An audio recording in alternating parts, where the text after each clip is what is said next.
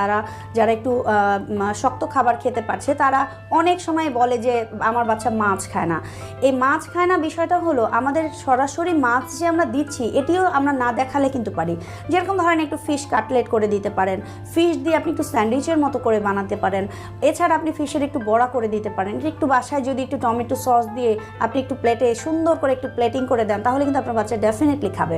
এছাড়া আপনি যেটা করতে পারেন, চিকেনের বিভিন্ন আইটেম থাকে, আমরা চিকেনটাকে এমনভাবে দেওয়ার চেষ্টা করি যেরকম একটু কারির মতো। সবসময় আমাদের বড়দের খাবারগুলো ওদের জন্য খুব একটা লোভনীয় হয় না, আমরা সেই খাবারটাকে একটু পরিবর্তন করে দিলে কিন্তু ওদের ভালো লাগবে। এছাড়া আমরা একটু দিতে পারি স্যুপের মতো করে, একটু চিকেন স্টু দিয়ে বা চিকেনটাকে একটু স্যুপের মতো করে বানিয়ে যদি ওদেরকে দেই তাও কিন্তু হয়। তাছাড়া হতে পারে ভেজিটেবল খায় না, এরকম অনেক কমপ্লেন। ভেজিটেবলটা আমরা যদি আকর্ষণীয় করে দেই, যেরকম একটু বাচ্চারা কিন্তু ফ্রেঞ্চ ফ্রাই খুব পছন্দ করে, মানে আলু দিয়ে বানাও, তাহলে ওরকমই